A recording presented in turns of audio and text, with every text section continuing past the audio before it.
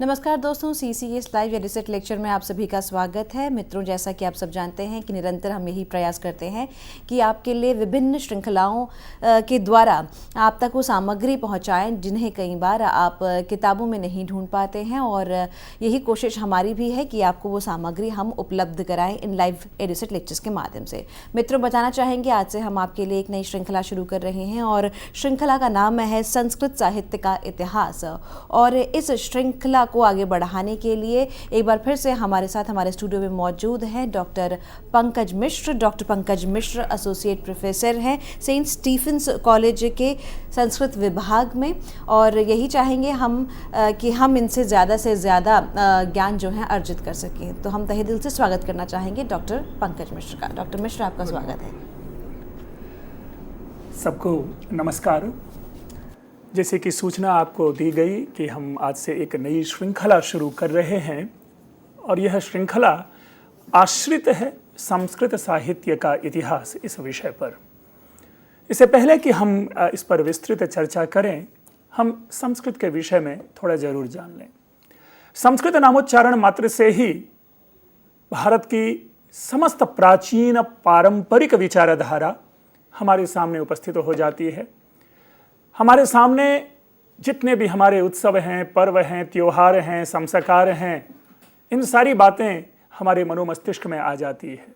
लेकिन इसका ये मतलब नहीं कि संस्कृत केवल इतना मात्र के लिए है, क्योंकि ये सारी बातें जब हमारे मनोमस्तिष्क में उभर कर आती हैं तो निसंदेह एक प्रश्न बनता है कि आखिर इसका स्रोत क्या है, हमें इसकी जानकारी आती है कहाँ से, हम इसको जान पाते हैं कहाँ से, समझ पाते हैं कहाँ से। तो इसके लिए जो संस्कृत में लिखित बातें हैं, हम उनको जानने का प्रयास करते हैं और उनके माध्यम से हम अपनी परंपराओं को आगे बढ़ाते हैं। और यही जो लिखित सामग्री जहां हमें प्राप्त होती है, हम उसे साहित्य कहते हैं। और जब साहित्य है तो साहित्य लेखन की परंपरा भी कभी अवश्य ही प्रारंभ हुई होगी।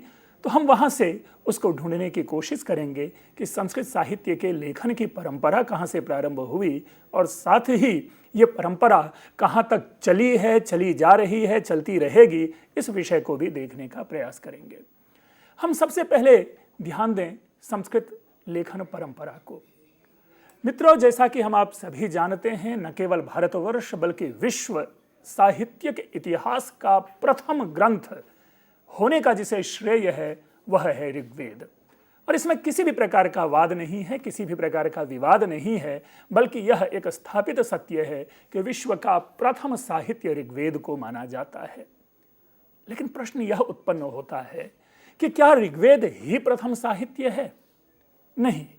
मैं अपने तार्किक दृष्टि से जब देखने की कोशिश करता हूं तो यह मैं मानता हूं कि ऋग्वेद प्रथम प्राप्त साहित्य है, क्योंकि लेखन की उत्कृष्टता अचानक नहीं होती। ये एक पारंपरिक लेखन प्रक्रिया है कि जहां हम अपरिपक्व से प्रारंभ करते हैं और अत्यंत परिपक्वावस्था में चले जाते हैं। इस दृष्टि से मेरा यह भी मानना है कि ऋग्वेद अत्यंत परिपक्व ग्रंथ है, अर्थात इससे पूर्व भी लेखन की परंपरा रही होगी।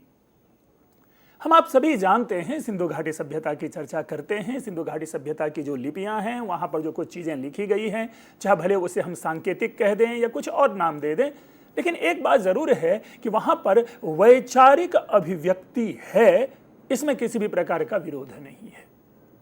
और उस लिपि को हम पढ़ नहीं पाए, हम अभी पूरी तरह से उस लिपि को समझ पाने में असमर्थ हैं। यथा समय कई प्रकार के दावे किए गए कि सिंधु लिपियां पढ़ ली गई। ठीक है, हमें उन विवादों में नहीं जाना है कि सही वो लिपि पढ़ी गई है या गलत पढ़ी गई है, लेकिन जो मूल विषय है वो ये जरूर है कि साहित्यिक और ऐतिहासिक दृष्टि से ऋग्वेद से पूर्व भी हमें लेखन के प्रमाण प्राप्त होते हैं। इसके साथ ही हम अगर कुछ प्राचीन अभिलेखों या पुरातात्विक युग में जाए, जहाँ की भरहुत आदि में जो प्राप्त, भीमबेटका आदि में जो प्राप्त चित्र लिपियाँ हैं, हम उनके ऊपर भी चर्चा करते रहे हैं। इतिहास की सामग्री है ये सारी की सारी चीजें। जो मूल विषय में आपके सामने प्रतिपादित करना चाहता हूं, मैं वह यह कहना चाहता हूं कि ऋग्वेद से पूर्व लेखन की परंपरा थी, और चूंकि ऋग्वेद से पूर्व लेखन की परंपरा थी तो जरूर ऋग्वेद के पूर्व का भी कोई साहित्य होगा जो हमें प्राप्त नहीं है। इसीलिए मैंने सैद्धांतिक रूप से यह विचारधारा आपके सामने रखी कि विश्व साहित्य का प्रथम प्राप्त लिखित साहित्य जो है वह ऋग्वेद है। संभावना बनाई जा सकती है कि उससे पूर्व भी लेखन की प्रक्रिया रही होगी। अब प्रश्न उत्पन्न होता है कि जब व्यावहारिक दृष्टि से हम संस्कृत साहित्य के इतिहास को जानते हैं तो उनको हम कई भागों में बांटते हैं। सामान्य रूप से हम इसे दो भाग में बांटते हुए देखे जाते हैं। एक को कहते हैं वैदिक और दूसरे को कहते हैं लौकिक। लेकिन मैंने आप लोगों के सामने इस संस्कृत साहित्य की समग्र जो परंपरा है उसको चार भागों में बांटने का प्रयास किया है, और वे चार भाग हैं वैदिक, आर्ष, आर्ष से तात्पर्य है उपजीव्य, और उपजीव्य से तात्पर्य है, अभी आपके सामने स्लाइड्स पे ये लिखा हुआ प्राप्त होगा, और उपजीव्य से तात्पर्य है ऐसे ग्रंथ जिनको आधार बना करके परवर्ती अन्य ग्रंथ लिखे गए। सारे ग्रंथ नहीं, अन्य ग्रंथों की रचना की गई। जैसे उदाहरण के लिए हम लेते हैं, आपने नाम सुना अभिज्ञान शाकुंतलम। अब अभिज्ञान शाकुंतलम में दुष्यंत और शकुंतला की कथा है और इसके लेखक कालिदास हैं। कालिदास का जो भी समय रहे, कोई उसे प्रथम शताब्दी ईस्वी पूर्व कहते हैं तो मैं उसे चंद्रगुप्त द्वितीय का शासनकाल मानता हूं। लेकिन कालिदास ने अभिज्ञान शाकुंतलम की रचना की, तो इससे पूर्व अभिज्ञान शाकुंतलम की कथा हमें पद्म पुराण में, हमें कट्ठहारी जातक जो कि बौद्ध ग्रंथ है उसमें, और महाभारत में प्राप्त होती है। तो हम एक अनुमान करते हैं कि महाकवि कालिदास ने इन तीनों ग्रंथों में से किसी एक ग्रंथ को तो अवश्य ही आधार बनाया होगा और वहां से कहानी का मूल लेकर के अभिज्ञान शाकुंतलम का परिवर्धन किया, और जो हमारे सामने आज उपलब्ध ग्रंथ है वह उन्हीं का परिवर्धित रूप है, परिष्कृत रूप है, और कालिदास के विचारों से एक सुंदर रूप जो है वह अभिज्ञान शाकुंतलम है। तो ये लिया कहां से गया? महाभारत से। इसलिए महाभारत को हम उपजीव्य कहते हैं। आपने अन्य भी ग्रंथों का नाम सुना होगा। आपने नाम सुना होगा प्रतिमा नाटक भास के द्वारा लिखा गया, अभिषेक नाटक भास के द्वारा लिखा गया, आपने नाम सुना होगा किरातार्जुनीयम, आपने नाम सुना होगा शिशुपाल वधम। तो ऐसे कई सारे ग्रंथ हैं जिन ग्रंथों का कोई प्राचीन स्रोत है, और ऐसे स्रोत ग्रंथों को संस्कृत साहित्यिक परंपरा में उपजीव्य काव्य नाम दिया गया है। हमने उसके बाद लौकिक साहित्य की परंपरा प्रारंभ की। मैं पुनः स्पष्ट कर दूं कि सामान्य रूप से जब संस्कृत साहित्य की पुस्तकें आप उल्टेंगे पलटेंगे तो उसमें आप पाएंगे कि दो प्रकार के लिखे गए हैं, वैदिक और लौकिक। लेकिन मैं आपके सामने इसे चार प्रकार से प्रस्तुत कर रहा हूं क्योंकि चारों का एक अलग अलग स्वरूप है, जिसमें पहला हमने कहा वैदिक, और दूसरा हमने रखा उपजीव्य, तीसरा है लौकिक। लौकिक से मतलब है कि या तो हम उसे बुद्ध काल को ले लें, या उसे हम अश्वघोष के से जो बाद की परंपरा है हम उसे लौकिक साहित्य मान लेते हैं। और चौथी जो परंपरा है, जो चौथी विधा है, वह है आधुनिक काव्य। तो इस प्रकार से चार हुए। प्रश्न उत्पन्न होता है कि आधुनिक काव्य क्या है? अब हमारे यहाँ जो आधुनिक काव्य परंपरा है इसमें भी अलग अलग प्रकार के चिंतन प्राप्त होते हैं कि किस काल से हम आधुनिक माने। इस दृष्टि में सामान्य रूप से जो मैं अपना तर्क लेके चलता हूं, हम उसे स्वतंत्रता प्राप्ति के जो बाद के काव्य हैं हम उसे आधुनिक काव्य की श्रेणी में रखते हैं, और उससे पूर्व के जो काव्य हैं हम उसे क्लासिकल यानी लौकिक साहित्यिक परंपरा के रूप में रखेंगे। तो इस प्रकार से जो वैदिक साहित्य जो कि प्रथम हमने भेद किया, इसको भी जान लें, क्योंकि संस्कृत भाषा के भी दो रूप प्राप्त होते हैं और इन दोनों रूपों की कई बार चर्चा हो चुकी होगी, या हम भी आज चर्चा कर लें। वो रूप है एक वैदिक संस्कृत का रूप और एक रूप है लौकिक संस्कृत का रूप। जो वैदिक संस्कृत का रूप है, उस वैदिक संस्कृत के व्याकरण प्राप्त नहीं होने के कारण, या जिस समय वैदिक भाषा का विकास हो रहा था या वैदिक साहित्य लिखे जा रहे थे, उस समय किसी भी प्रकार के मानक नियम नहीं होने के कारण साहित्यिक दृष्टि से इन वैदिक साहित्य में किसी प्रकार का सामंजस्य नहीं है, समन्वय नहीं है, इसलिए भाषागत जो है वो विविधता पाई जाती है। और इसीलिए इसे पूरी तरह से वैदिक साहित्य कहा जाता है। और उनके जो प्रयोग हैं, यानी वैदिक साहित्य में जिस भाषा का प्रयोग हमें प्राप्त होता है, उन प्रयोगों में यदि लौकिक दृष्टि से, पाणिनि की दृष्टि से अगर व्याकरण सम्मत किसी प्रकार की गलतियां दिख जाती है तो हम उसे संशोधन के लिए या उनकी रक्षा के लिए कह देते हैं कि यह आर्ष प्रयोग है, अर्थात यह प्राचीन ऋषियों के द्वारा प्रयोग किया गया है, इसलिए हम इसमें किसी भी प्रकार का व्याकरणगत जो दोष है वो ना देखें। क्यों? क्योंकि वैदिक भाषा जो है उसका व्याकरण नहीं है। लौकिक से तात्पर्य है, मैं अभी भाषा की बात कर रहा हूं, लौकिक से तात्पर्य है कि पाणिनि ने जब व्याकरण की व्यवस्था लाई, इसका यह मतलब नहीं कि पाणिनि के पूर्व व्याकरण नहीं है, लेकिन पाणिनि ने वैज्ञानिक रीति से अनुशासनबद्ध होकर के एक भाषा का एक अनुशासन तैयार किया कि ऐसा ही लिखा जाना चाहिए। और वो जो पाणिनि की परंपरा प्रारंभ हुई, पाणिनि के जो व्याकरण की परंपरा प्रारंभ हुई, उसके बाद से जो लिखे जाने वाले ग्रंथ हैं उसे नाम दिया गया लौकिक। उसके बाद की जो भाषा है हम उसे लौकिक संस्कृत कहते हैं। अब ये एक और बात आती है कि वैदिक और लौकिक के बीच एक ऐसा भी हम संस्कृत पाते हैं जिसके ऊपर ना तो वैदिक संस्कृत का प्रभाव है और ना ही पाणिनि के संस्कृत का प्रभाव है। दूसरे शब्दों में, भाषा अपने संक्रमण काल से गुजर रहा था, अर्थात वैदिक भाषा विलुप्त हो रही थी, लौकिक भाषा तैयार हो रही थी, जहां पर ना तो वैदिक नियम है और जहां ना ही पाणिनि के नियम है।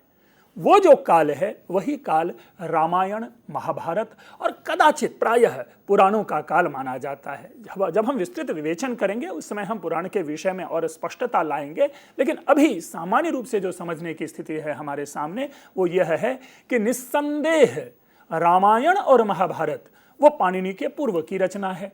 इसलिए उसे हमने एक अलग कोटि रखा, इसलिए कि वैदिक अगर कहेंगे तो वैदिक में रामायण महाभारत नहीं है, लौकिक कहेंगे तो लौकिक में रामायण महाभारत नहीं है, लेकिन रामायण और महाभारत भी हमारी परंपरा में संस्कृत के सर्वाधिक प्रसिद्ध ग्रंथों में से है, तो उनकी व्याख्या हम कहाँ करेंगे, इसलिए हमने उनकी एक अलग कैटेगरी की और वही कैटेगरी आर्ष काव्य कह लें या उपजीव्य काव्य कह लें, हमने उसे रखा।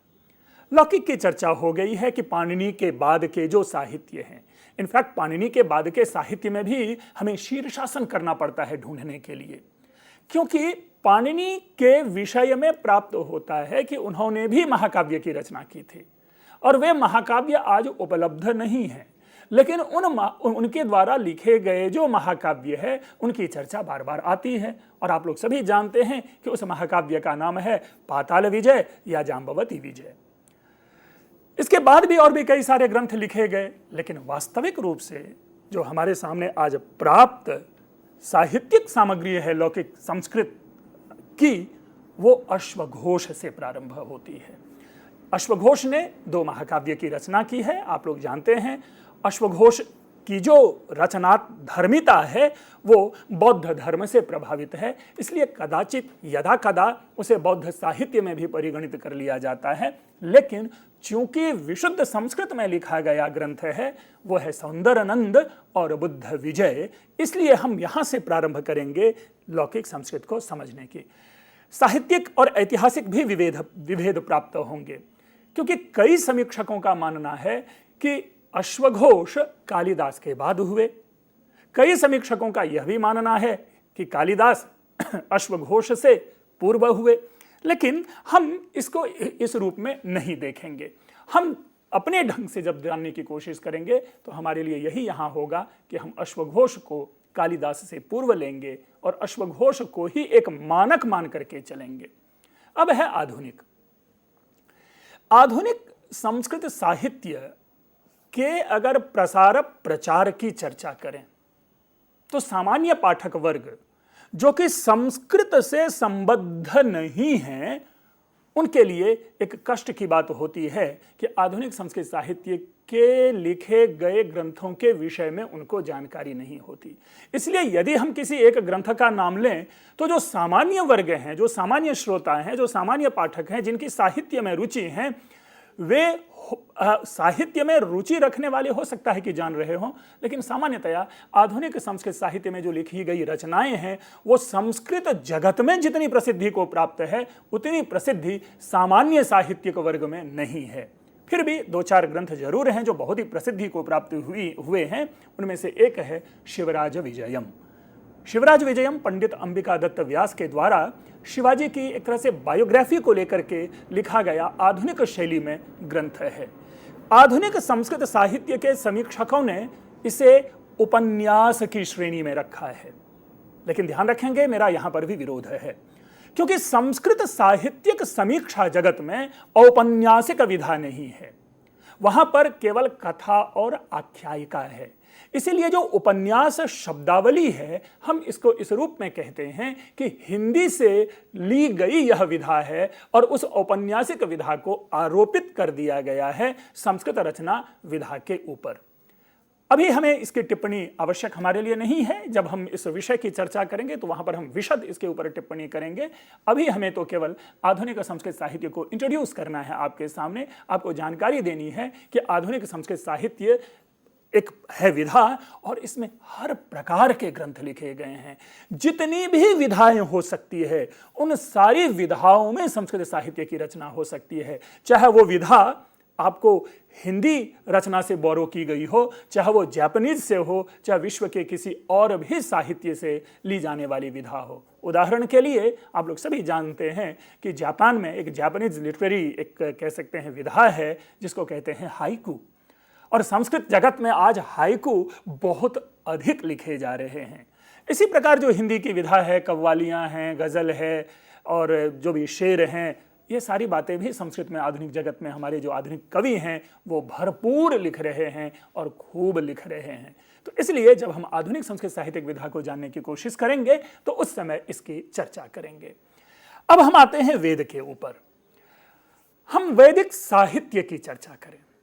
सबसे पहले अगर वैदिक साहित्य को देखने की बात करें तो वैदिक साहित्य मात्र का अर्थ कभी भी वेद मात्र नहीं होता और वेद कहने का अर्थ कभी भी ऋग्वेद मात्र नहीं होता। तो फिर क्या होता है कि जब हम वैदिक साहित्य कहते हैं तो जैसे कि अभी हमने सूचना दी थी आर्ष और उपजीव्य काव्य के विषय में, तो उससे पूर्व तक की लेखन की जितनी भी विधाएं हैं, जितने भी प्रकार हैं, हम उनको वैदिक साहित्य के अंतर्गत समाविष्ट करते हैं। इसलिए उदाहरण के लिए आपके सामने स्लाइड्स है अभी आएगा, हमने इसे 5 रूप में आपके सामने प्रस्तुत करने का प्रयास किया है। हमने पहला रखा है वेद, दूसरा है ब्राह्मण, तीसरा है आरण्यक, चौथा है उपनिषद और पांचवा है वेदांग। और इन 5 नामों से आप लोग अवगत जरूर होंगे। मैं वेद के बाद जो हमने नाम लिया है ब्राह्मण, हम इसकी पहले व्याख्या इसलिए मात्र कर देना चाहेंगे क्योंकि इससे एक कह सकते हैं कि भ्रांति उत्पन्न हो सकती है। यहां ब्राह्मण किसी वर्ग विशेष को आधार बना करके नहीं है, बल्कि ब्राह्मण ग्रंथों की एक परंपरा है जिसे कहा ही जाता है ब्राह्मण ग्रंथ, और ब्राह्मण से कतई तात्पर्य कोई वर्ग विशेष नहीं है। जैसे उदाहरण के लिए अगर हम ये कहें कि अमेरिका का जो संसद है उस संसद का नाम क्या है? कांग्रेस। संसद की जो समस्त व्यवस्था उसको कांग्रेस कहते हैं। तो जिस प्रकार कांग्रेस कहने से कांग्रेस दल का बोध नहीं होता, उसी प्रकार यहां हमें यह समझना चाहिए कि ब्राह्मण कहने से किसी वर्ण विशेष का बोध नहीं होता, बल्कि यह एक ग्रंथात्मक ग्रंथ लेखन की विधा है। अब आगे देखते हैं कि हम 5 को क्रमशः जानने की कोशिश करते हैं। जैसा कि हमने शुरू में ही कहा, वेद आप यूं कहें कि भारतीय उपमहाद्वीप की समस्त सभ्यता और संस्कृति की आत्मा है।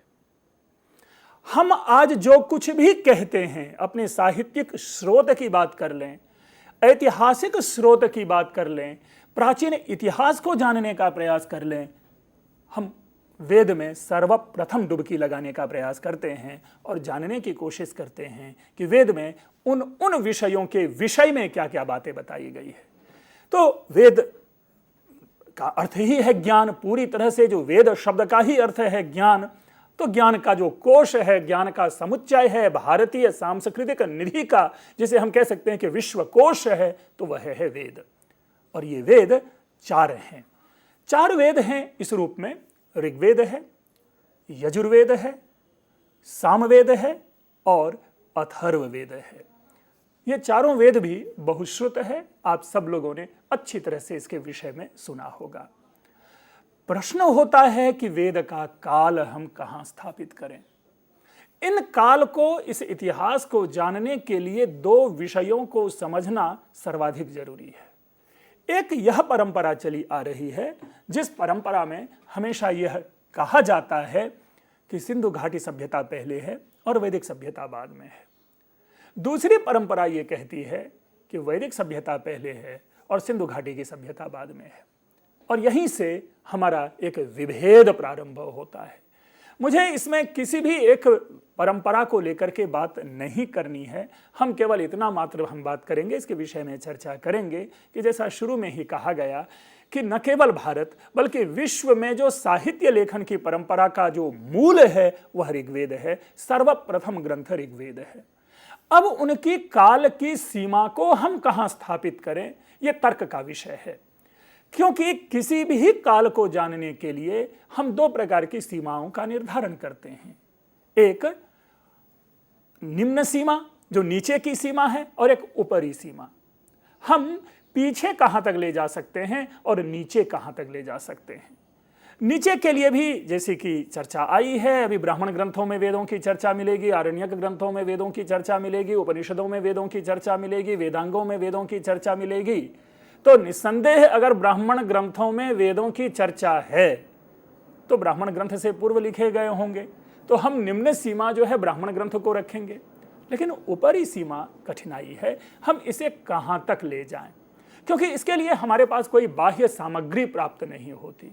तो जो भीतर की सामग्री है, जो ऐतिहासिक सामग्री या कभी कभी किसी भी प्रकार की चर्चा उत्पन्न हो जाती है, ऋग्वेद में जो प्राप्त स्रोत है मिल जाते हैं, तो उससे इतिहासकार वहां तक पहुंचने की कोशिश करते हैं।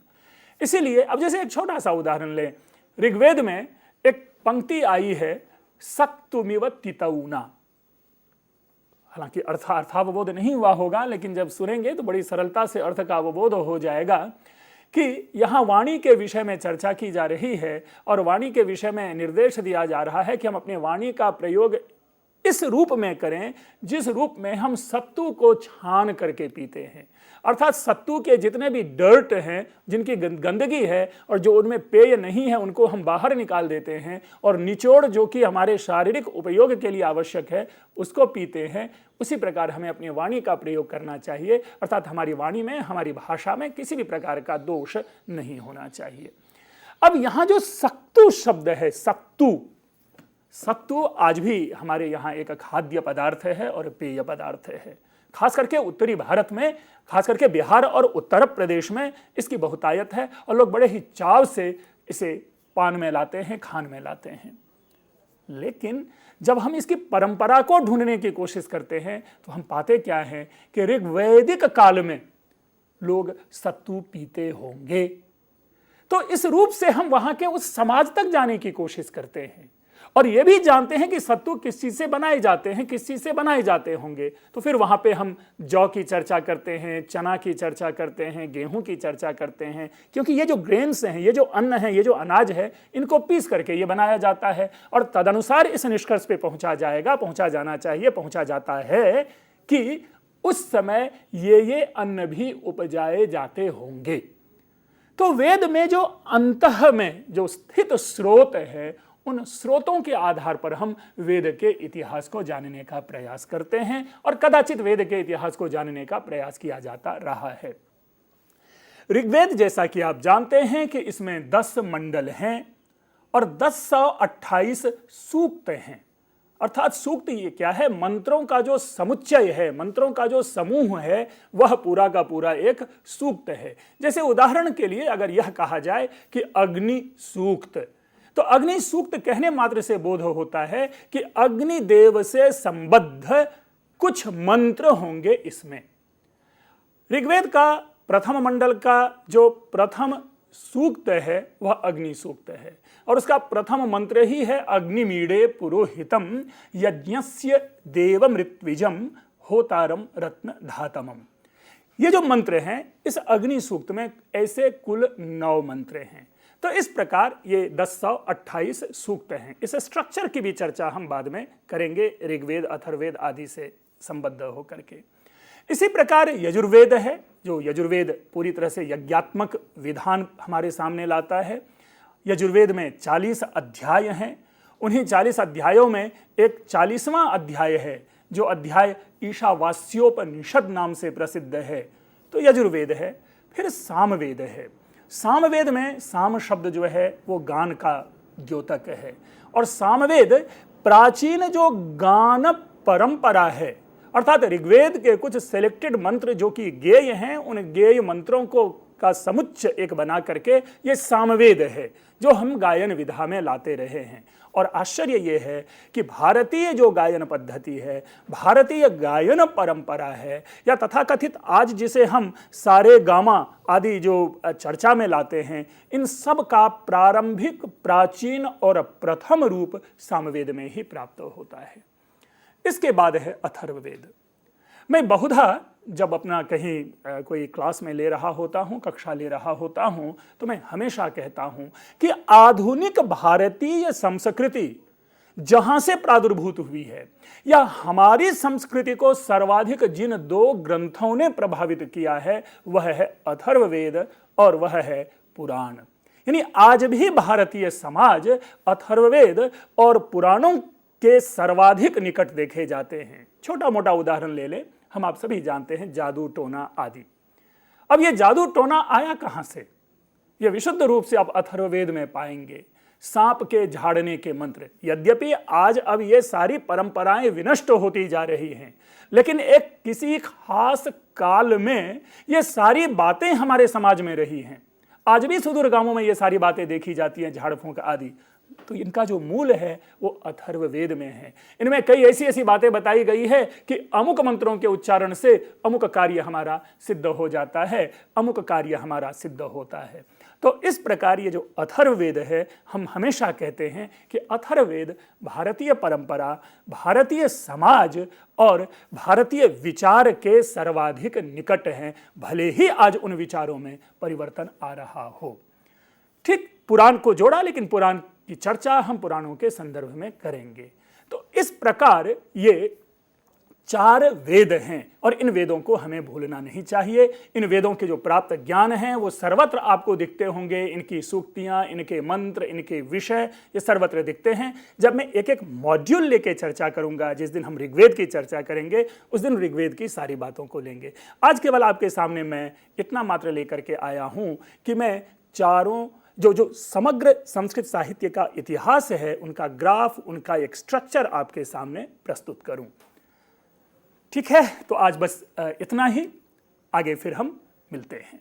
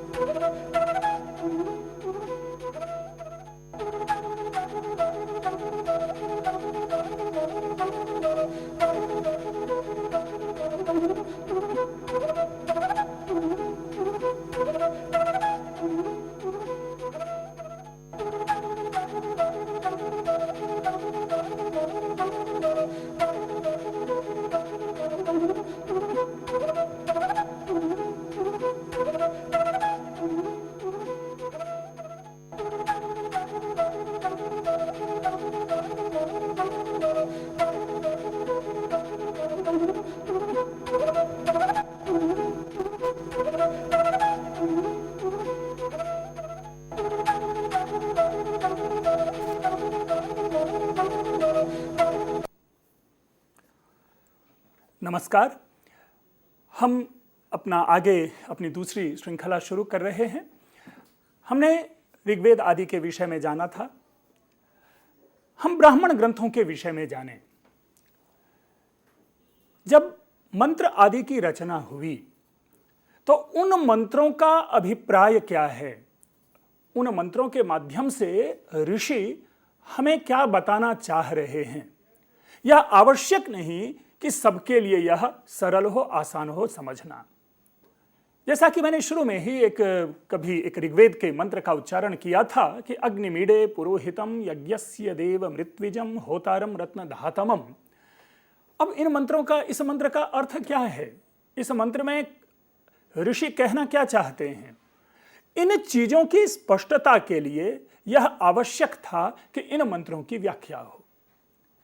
इस प्रकार इन मंत्रों की जो व्याख्या प्रणाली विकसित हुई और वो जो व्याख्याएं की गई वही व्याख्या ब्राह्मण कहलाया। दूसरे शब्दों में, जैसा कि मैंने चर्चा में कहा था कि ब्राह्मण का मतलब यहां वर्ग विशेष नहीं कि बल्कि एक यह विधा विशेष है, और तदनुसार चारों वेदों की अलग अलग ढंग से कई तरीके से विविध रूपों से व्याख्याएं प्राप्त होती है। और इस प्रकार एक ब्राह्मण ग्रंथ की परंपरा चली। आप लोगों ने कदाचित एक ब्राह्मण का नाम जरूर सुना होगा और वह है शतपथ ब्राह्मण। बहुत ही प्रसिद्ध ब्राह्मण है, बल्कि एक तरह से कहें कि प्राचीन भारत के जो ऐतिहासिक स्रोत हैं वो समग्र स्रोत हम शतपथ ब्राह्मण में जाकर के ज्ञात करते हैं। और शतपथ ब्राह्मण सारे ब्राह्मण ग्रंथों में सबसे बड़ा ग्रंथ माना जाता है। जितने भी ब्राह्मण ग्रंथ हैं उन सारे ब्राह्मण ग्रंथों का किसी न किसी वेद से संबंध है। अर्थात अगर हमने शतपथ ब्राह्मण का नाम लिया तो इसका यह अर्थ नहीं कि यह ऋग्वेद की व्याख्या कर रहा है, या इसका यह अर्थ नहीं कि यह अथर्ववेद की व्याख्या कर रहा है। तदनुसार हम उन ब्राह्मण ग्रंथों का नाम जान लेते हैं। जिस प्रकार हमने वेदों का नाम जाना, ऋग्वेद, यजुर्वेद, सामवेद, अथर्ववेद, उसी प्रकार हम ब्राह्मण ग्रंथों के भी नामों को जान लेते हैं। और जो ऋग्वेद है, अर्थात ऋग्वेद की जो व्याख्या परंपरा चली, ऋग्वेद के मंत्रों की जो व्याख्या आगे बढ़ी, तदनुसार ऋग्वेद के दो ब्राह्मण प्राप्त होते हैं। एक है ऐतरेय और दूसरा है शांखायन। इस शांखायन ब्राह्मण का ही दूसरा नाम कौशितकी ब्राह्मण है। इसी प्रकार शुक्ल यजुर्वेद, कृष्ण यजुर्वेद, यहां पर एक भ्रम की स्थिति है कि यजुर्वेद तो एक ही है, फिर यहां पर शुक्ल और कृष्ण यजुर्वेद क्यों लिखा हुआ है। इसकी भी कहानी है। हम जब यजुर्वेद को पूरी ढंग से समझने की कोशिश करेंगे, यहां पे शुक्ल और कृष्ण को शुद्ध न्याय से समझना चाहिए। इस प्रकार शुक्ल यजुर्वेद है जिसका एक ब्राह्मण है शतपथ, जिसकी अभी हमने चर्चा की थी, शतपथ ब्राह्मण। यह सारे ब्राह्मण ग्रंथों में सबसे बड़ा और सबसे ज्ञानमय ब्राह्मण है। दूसरा ब्राह्मण है कृष्ण यजुर्वेद। दूसरा जो कृष्ण यजुर्वेद है उसके ब्राह्मण का नाम है तैत्तिरीय। ये तैत्तिरीय जो है, इसमें अगर आप देखें तो हमारी एक चिड़िया है तित्तिरी जिसे कहते हैं, या तीतर जिसका बाद में नाम निकल कर आया है, इस तीतर से मिली जुली एक कहानी है, जिस कहानी के आधार पर इस ब्राह्मण का नाम ही पड़ गया तैत्तिरीय ब्राह्मण। तीसरा वेद है सामवेद। इस सामवेद के 9 ब्राह्मण की चर्चा प्राप्त होती है, 9 ब्राह्मणों का उल्लेख मिलता है, जो कि अपने अगर आप देखें स्लाइड्स के थ्रू से तो ये 9 के 9 ब्राह्मण के नाम लिखे हुए हैं, जिसमें पंचविंश अर्थात इस पंचविंश ब्राह्मण का ही नाम है तांड्य। दूसरा ब्राह्मण है षड्विंश। तीसरा ब्राह्मण है सामविधान। चौथा आर्षेय। पांचवां दैवत। छठा उपनिषद। सातवां संहितोपनिषद। आठवां वंश और नवां जैमिनीय ब्राह्मण सामवेद से संबद्ध है। इसी जैमिनीय ब्राह्मण का दूसरा नाम तालावकार है। चौथा वेद है अथर्ववेद। इस अथर्ववेद का एकमात्र ब्राह्मण है, वह है गोपथ। अर्थात अथर्ववेद के जो मंत्र हैं उन मंत्रों की जो विशिष्ट व्याख्या जहां प्राप्त होती है, उस विशिष्ट व्याख्या से युक्त ग्रंथ का नाम गोपथ ब्राह्मण है। तो इस प्रकार हमने ये जाना कि हमारे पास कितने ब्राह्मण हैं। अगर अपनी सूची को पुनः से हम स्मरण करें तो उन सूचियों के स्मरण करने से कुल आप पाते हैं कि 14 ब्राह्मणों का उल्लेख है। 2 ब्राह्मण ऋग्वेद के, 2 ब्राह्मण क्रमशः यजुर्वेद के हुए, जिनमें एक एक जो है वो कृष्ण यजुर्वेद और शुक्ल यजुर्वेद 4 हो गए। 9 ब्राह्मण सामवेद के 13 हो गए और 1 ब्राह्मण अथर्ववेद का। तो इस प्रकार से कुल 14 ब्राह्मणों के नाम प्राप्त होते हैं। इसी क्रम में एक विधा आरण्यक की प्रचलित हुई। आरण्यक भी कहें तो व्याख्या पद्धति ही है, लेकिन ये जो आरण्यक है इसमें एक शब्द आप पकड़ पा रहे होंगे और वह शब्द है अरण्य। अरण्य यानी जंगल। हम आप सभी एक आश्रम व्यवस्था की जब चर्चा करते हैं तो उस आश्रम व्यवस्था के अंतर्गत ब्रह्मचर्य आश्रम है, गृहस्थ आश्रम है और वानप्रस्थ आश्रम है। तो जो वानप्रस्थ आश्रम की स्थिति है, इस समय परिवार के बुजुर्ग जो वृद्ध होते थे वे जंगल में जाकर के रहना प्रारंभ करते थे। ऐसी कहानी है, ऐसी परंपरा है, ऐसा एक ज्ञान हमें सौंपा जाता है। ये अन्वेषण का विषय है। तो ऐसा माना जाता है कि उस समय वे जो अपना अध्ययन का कार्य करते थे या लेखन का कार्य करते थे, उसी का परिणाम ये आरण्यक है। तो इस प्रकार उन वेदों को अरण्य में रह करके जिस रूप में समझा गया, वे निकल कर आए ऐतरेय और शांखायन। यानी ऋग्वेद के 2 आरण्यक है, ऐतरेय और शांखायन। फिर यजुर्वेद के 2 आरण्यक, बृहदारण्यक और तैत्तिरीय। सामवेद के तलवकार। अथर्ववेद का आरण्यक प्राप्त नहीं होता। और ऐसा हमें लग रहा है कि अथर्ववेद का यदि आरण्यक रहा होगा तो ये अन्वेषण का विषय है, लेकिन यदि नहीं रहा होगा तो कहीं ना कहीं यह परिवर्तित सामाजिक व्यवस्था की ओर संकेत कर रहा है कि क्रमशः ये जो आरण्यक परंपरा में जो लेखन आदि की रही होगी वो शायद उस व्यवस्था को कहीं ना कहीं ठेस पहुंची होगी। लेकिन एक जब आपने स्लाइड्स देखा होगा तो उसके ऊपर में एक संख्या लिखी होगी और वो संख्या थी 1130, 1130। यह संख्या इसलिए मात्र हमने दी थी कि इसके माध्यम से हम समझ सकें कि कुल 1130 आरण्यक थे। दूसरे शब्दों में जो अभी हमने केवल 4 या 5 आरण्यकों की सूची दी, यह सूची इतनी मात्र नहीं होगी, लेकिन ये हमें उपलब्ध नहीं होते। 1130 आरण्यकों का उल्लेख प्राप्त होता है, नाम या वो आरण्यक प्राप्त नहीं होते। इसीलिए जब हमने कहा कि अथर्ववेद के आरण्यक के विषय में निस्संदेह अथर्ववेद के आरण्यक भी रहे होंगे, लेकिन वे आरण्यक कौन से थे, क्या थे, उनकी सूचना के अभाव में यह कहा जाना कि यही अथर्ववेद का आरण्यक है, यह दुष्कर है, कठिन है। इसीलिए अथर्ववेद के आरण्यकों की सूची यहां नहीं दी गई। हम केवल इतना संकेत मात्र समझें कि हमारे जो वैदिक ग्रंथ है उन ग्रंथों में 1130 आरण्यकों का उल्लेख प्राप्त होता है। हमने स्लाइड्स पे एक नई चीज देखी। आप देख रहे होंगे, ज्ञान के सामने ब्राह्मण है, कर्म के सामने आरण्यक है और उपासना के सामने उपनिषद लिखा गया है। ये तीनों जो ब्राह्मण, आरण्यक और उपनिषद, ये वैदिक विधा है, वैदिक साहित्य की विधा है। हमने ब्राह्मण और आरण्यक के विषय में जाना कि यह ऋग्वेद की व्याख्या पद्धति है।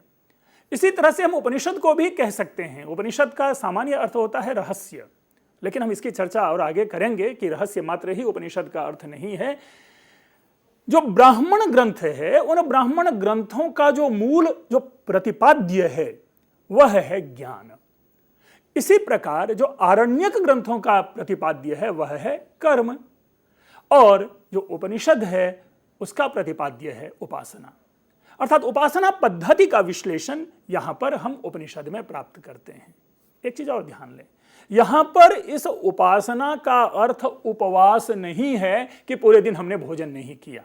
यह जानना ज्यादा जरूरी है, क्योंकि संस्कृत के शब्दों के कई ऐसे अर्थ बना दिए गए हैं, कई ऐसे बड़ अर्थ बन गए हैं कि उन वर्जनाओं से हम आज बाहर नहीं निकल पा रहे। उपासना का कतई ये अर्थ नहीं है कि हम पूरे दिन उपवास रखें, अन्न ग्रहण न करें। हम इस पद्धति को भी जानेंगे, लेकिन पहले उपनिषद को जानने की कोशिश करें। जैसा कि हमने आपके सामने उपनिषद का एक नया अर्थ दिया था, और उसका अर्थ दिया था रहस्य विद्या। रहस्य विद्या का क्या अर्थ है? जिसे हम अध्यात्म विद्या कहते हैं, हम जिसे आत्मविद्या कहते हैं, या दूसरे रूप में हम यह जानते हैं कि सामान्य व्यवस्था के अंतर्गत हम ऐसा जानते हैं कि हमारे 2 जीवन है, एक इस लोक का जीवन और एक परलोक का जीवन। तो दूसरे अगर हम इसको देखें तो परलोक विषय के से जो संबद्ध ज्ञान है, चाहे वो ब्रह्म हो, आत्मा हो, हमारे भाग्य हो, पुनर्जन्म हो, इन सारे विषयों की जो चर्चा है, ये शरीर कैसे बना, इनकी चर्चा हम उपनिषदों में प्राप्त होते हैं। और उन्हीं उपनिषदों का जो सर्वाधिक प्रसिद्ध लौकिक परंपरा में जो प्राप्त ग्रंथ है, हम उसे गीता कहते हैं। अर्थात उपनिषद में लिखी गई बातों का जो सरलीकृत रूप है वह गीता है, और जिसे हम श्री कृष्ण का उपदेश मान करके महाभारत के अंतर्गत पढ़ते हैं। उपनिषद के कई ऐसे प्रसिद्ध आपने मंत्र जाने होंगे, मंत्र पढ़े होंगे। उपनिषद, मैं व्यक्तिगत ऐसा मानता हूं कि भारतीय संस्कृति का जो ज्ञान है, जो इंटेलेक्चुअल ट्रेडिशन की जब हम बात करते हैं, बौद्धिक परंपरा की बात करते हैं, तो उनका जो सर्वोत्तम और सर्वोत्कृष्ट रूप यदि देखना हो तो वह उपनिषद है। जो हमारे प्राचीन मनीषियों का चिंतन है, अगर उसे आपको देखना हो तो वह उपनिषद है। छोटे छोटे वाक्य देखिए, आपने चरे वेति सुना होगा। स्वामी विवेकानंद से इसका गूढ़ संबंध दिखाया गया है, दर्शाया गया है। ये उपनिषद की पंक्ति है। और तो और एक सामान्य अर्थ ले लें, सामान्य एक मतलब बड़ा ही इंटरेस्टिंग ये इंफॉर्मेशन होगा।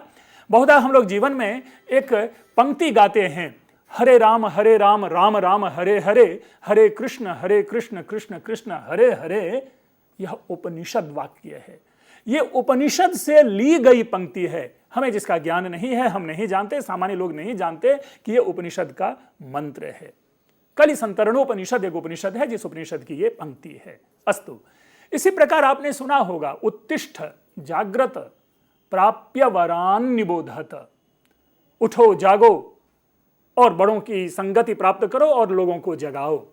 इसका भी संबंध स्वामी विवेकानंद से जोड़ा जाता है। तो इस तरह की कुछ पंक्तियां हैं, इस तरह के कुछ बातें हैं जो कि हम उपनिषद में पाते हैं। लेकिन ये छोटी छोटी पंक्ति मात्र ही उपनिषद नहीं है। जैसा मैंने शुरू में कहा कि यह अध्यात्म विद्या है, रहस्य विद्या है, आत्मविद्या है, ब्रह्म विद्या है। लेकिन जब उपनिषद शब्द का अर्थ मात्र ग्रहण करते हैं तो उस अर्थ और जो प्रतिपाद्य है दोनों में बहुत अधिक अंतर प्राप्त होगा। उपनिषद में आप पाएंगे तीन बातें हमें ध्वनित हो रही हैं, एक उप, एक नि और एक सद। ये तीन है, ध्यान रखेंगे। मैंने सद कहा है और लिखा आ रहा है शद, वो व्याकरण के नियम से है, इसलिए उस पर व्यवस्था ना करके हम केवल इन तीन शब्दों को देखें। उप का अर्थ होता है नजदीक, और जो आगे आने वाला सद शब्द है उसका अर्थ होता है बैठना, और तदनुसार इसका अर्थ लिया जाता है गुरु के समीप बैठना। ये जो गुरु के समीप बैठने की बात आती है, इसका मतलब ये माना जाता है कि जो प्राचीन जो आश्रम व्यवस्था थी शिक्षण की, उसमें शिष्य अपने गुरु के समीप बैठ करके, गुरु के निकट बैठ करके, गुरु के द्वारा जो पढ़ाई गई बातें होती थी, जो उनका डिस्कोर्स होता था, वो सारा जो ज्ञान है, उस ज्ञान का जो पुंज है, समवाय है, समूह है, समुच्चय है, वह विभिन्न उपनिषद के नाम से जाने जाते हैं।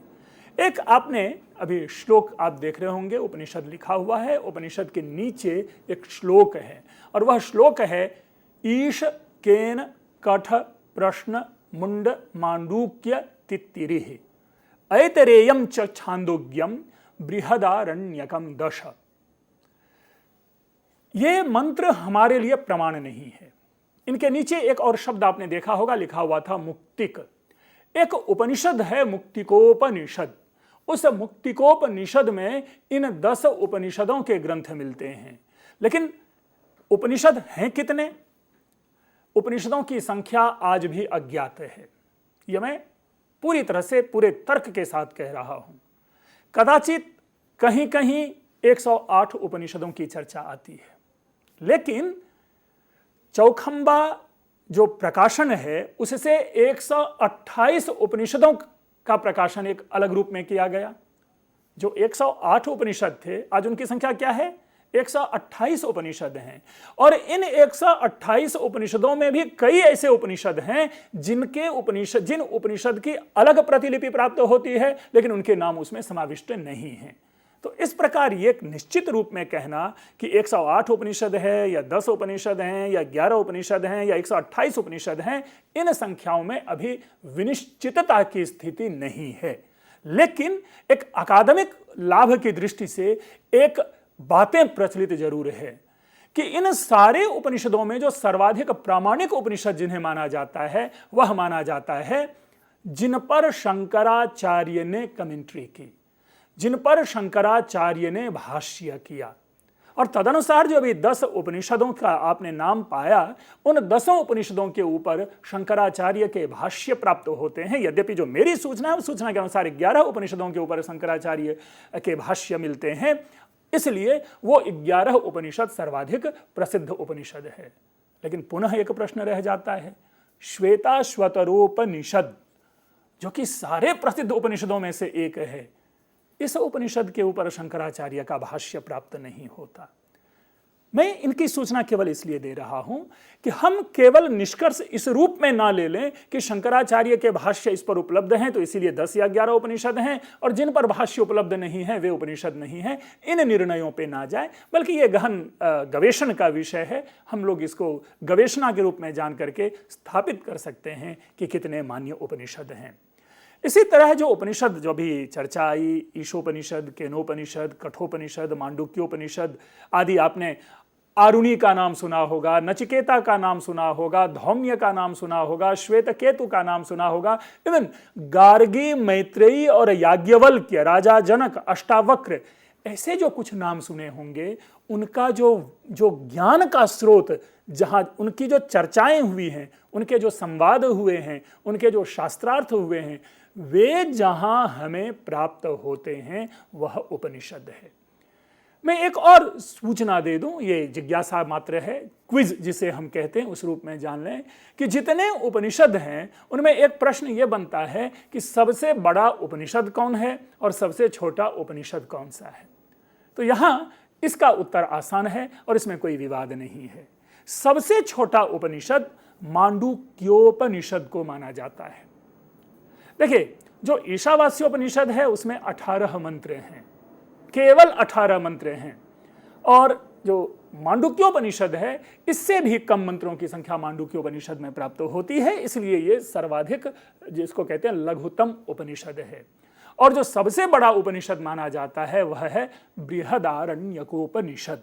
नाम से ही लग रहा है बृहत, तो सबसे बड़ा उपनिषद बृहदारण्यकोपनिषद है। इसके बाद हम आते हैं वैदिक साहित्य की एक और परंपरा है, और वह परंपरा है वेदांग की। वेदांग नाम से ही स्पष्ट है कि वेद के अंग, यानी वेद को समझने में जो जो सहायक अन्य विधाएं हैं वे वेदांग हैं।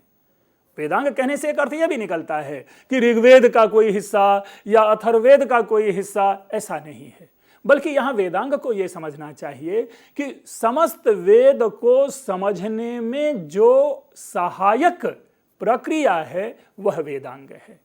और आप देखेंगे कि जो बाईं तरफ लेफ्ट हैंड साइड में जो सूची है उनमें आप 6 पाएंगे नाम है। 6 नाम में शिक्षा, कल्प, व्याकरण, निरुक्त, छंद और ज्योतिष।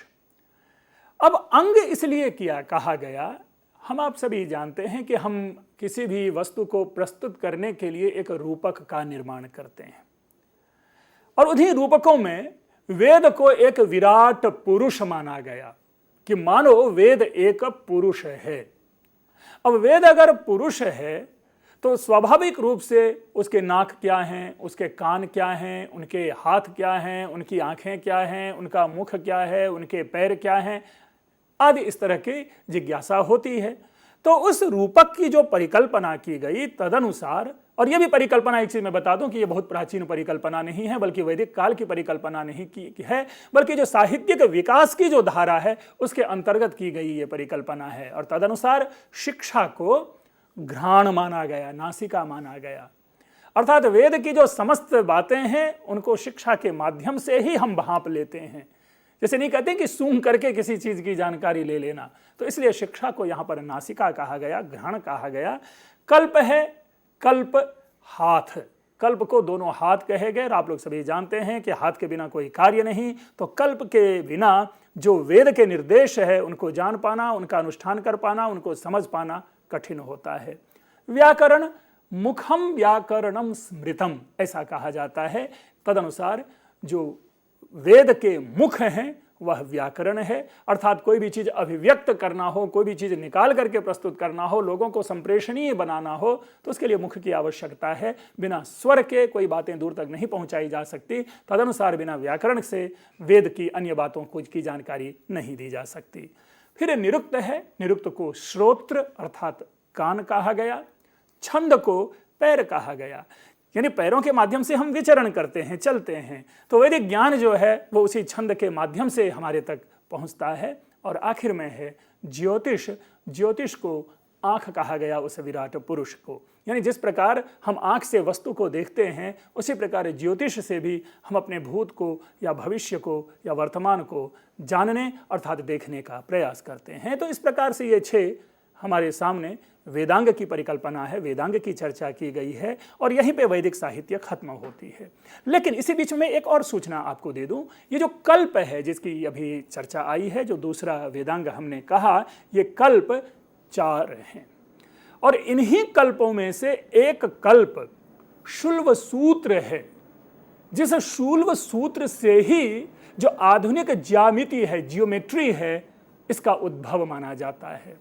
आप लोग सभी जानते होंगे जो पाइथागोरस थ्योरम, जो लंबकर्ण आदि वाली जो व्यवस्था चलती है, इसका जो प्रारंभिक रूप है हमें इसी शुल्व सूत्र में प्राप्त होता है। और आपने नाम भी सुना होगा, यदा कदा विवाद में भी रहा है और चर्चा का भी विषय रहा है, बल्कि आज ये मान्य सिद्धांत बना हुआ है कि बोधायन के द्वारा दिया गया ये सिद्धांत है। अस्तु, तो जब हम इन वेदांगों के भी विषय में पढ़ेंगे, जानकारी लेंगे, जब हम आपके सामने सूचना शेयर करेंगे, तो इन वेदांग की विस्तृत व्याख्या आपके सामने हम प्रस्तुत करेंगे कि शिक्षा क्या है, कल्प क्या है, छंद क्या है, व्याकरण क्या है, निरुक्त क्या है या ज्योतिष क्या है। और सब के लिए अलग अलग एक हम चर्चा प्रतिदिन अपनी श्रृंखला में करने की कोशिश करेंगे।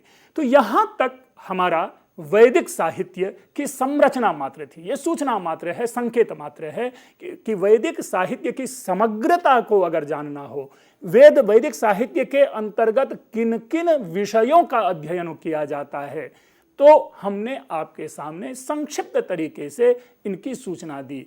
इस श्रृंखला में जो हमने आपके सामने बातें की वो ब्राह्मण, आरण्यक, वेदांग और उपनिषद पर केंद्रित रही है हमारी बातें। इसके बाद जो छोटा सा एक है, बहुत ही संक्षिप्त रूप है, वह है उपजीव्य की परंपरा की। और ये तीनों उपजीव्य हमारे हैं रामायण, महाभारत और पुराण।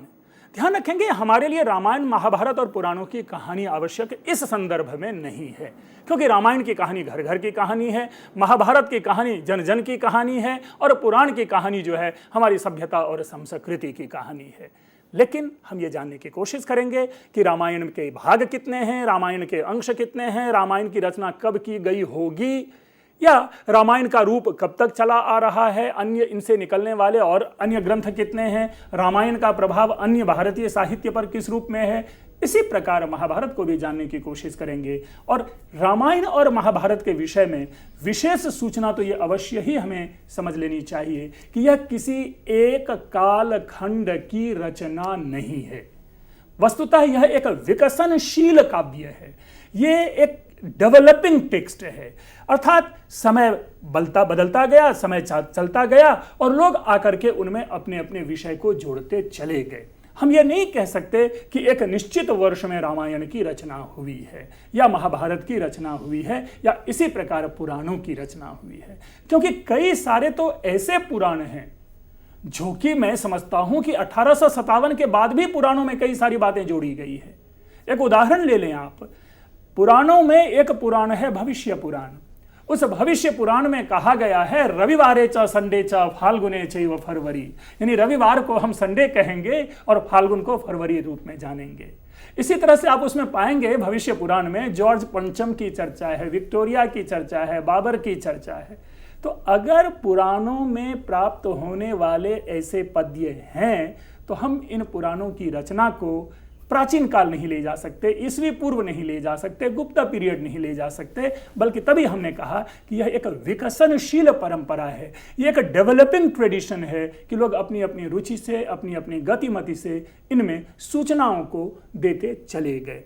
तो ये तीनों बड़ा ही इंटरेस्टिंग है, और इंटरेस्टिंग इसलिए भी होगा कि थोड़ी बहुत जानकारी इन तीनों के विषय में हम आप सभी रखते हैं। इसलिए मन में जो भ्रम है उस भ्रम को एक कह सकते हैं उस भ्रम को दूर करने का एक अवसर हमें और आपको मिलेगा, एक संवाद मिलेगा, जिसके माध्यम से हम रामायण और महाभारत और पुराणों की सत्यता का अन्वेषण करेंगे। लेकिन निस्संदेह भारतीय संस्कृति में यदि कोई 3 सर्वाधिक प्रमुख ग्रंथ माना गया है, जो सर्वाधिक आदरणीय है, जो सर्वाधिक पठनीय है, वह रामायण है, महाभारत है और पुराण है। पुनः जब हम आर्ष इन सारी परंपराओं से निकल चले, उसके बाद प्रारंभ होती है अपनी परंपरा लौकिक साहित्य की। वस्तुतः भारतीय संस्कृत साहित्य के इतिहास को जो जानने की प्रवृत्ति प्रारंभ हुई है वो लौकिक साहित्य को जानने से ही हुई है, और एक सर्वाधिक विशाल जो अंतराल है वो लौकिक संस्कृत साहित्य का है। इसी लौकिक संस्कृत साहित्य के अंतर्गत आपने एक से एक बड़े बड़े महाकवियों की चर्चा पाई है, जिसमें कालिदास है, भास है, अश्वघोष है, भारवी है, माघ हैं, श्रीहर्ष हैं, भवभूति हैं, विशाखदत्त हैं, आदि बड़े बड़े नाम। विशाखदत्त के नाम को भले ही ना जानते हों, लेकिन उनके द्वारा लिखे गए नाटक को सभी जानते हैं, और वे नाटक है, उस नाटक का नाम है मुद्रा राक्षसम। यही वो मुद्रा राक्षसम है जिसमें चाणक्य के विषय में हम जानते हैं। यही वो मुद्रा राक्षस है जिसमें हम यह जानते हैं कि धननंद के शासन का नाश कैसे हुआ और किस प्रकार चंद्रगुप्त मौर्य ने मौर्य राजवंश की नींव डाली। तो हम जब दूसरी बार मिलेंगे तो इन सारे विषय को विस्तृत रूप से जानने का प्रयास करेंगे, और आज के लिए बस हम यहीं पर विराम लेते हैं। आप लोगों का बहुत बहुत धन्यवाद। जी निश्चय ही, जब अगली बार हम मिलेंगे तो उन तमाम बातों पर हम प्रकाश डालेंगे डॉक्टर पंकज मिश्र के द्वारा, और ये हमें तमाम सामग्री जो है वो उपलब्ध कराएंगे संस्कृत साहित्य का इतिहास इस श्रृंखला के अंतर्गत। मित्रों, उम्मीद करते हैं कि आपको आज का ये सेशन ज़रूर पसंद आया होगा। अगर आपकी कोई भी प्रतिक्रिया है, सुझाव हैं या फिर कोई भी प्रश्न है तो आप हमें ईमेल कर सकते हैं। हमारा मेल ID है info.cc@nic.in, और जल्द ही इस लेक्चर को हम आपके लिए यूट्यूब पर अपलोड करेंगे। जितनी बार चाहें आप इस लेक्चर को देख सकते हैं, और उसके उपरांत उसके बाद भी अपनी प्रतिक्रियाओं, अपने प्रश्नों को हमारे साथ साझा कर सकते हैं। अगली बार जब डॉक्टर पंकज मिश्र हमारे स्टूडियो पहुंचेंगे तो हम कोशिश करेंगे कि आपके प्रश्नों को हम स्वयं इन लेक्चर्स के माध्यम से आपके लिए इनका हल ढूंढ पाएं। तो आपसे जल्द मुलाकात होगी, तब तक के लिए नमस्कार। नमस्कार।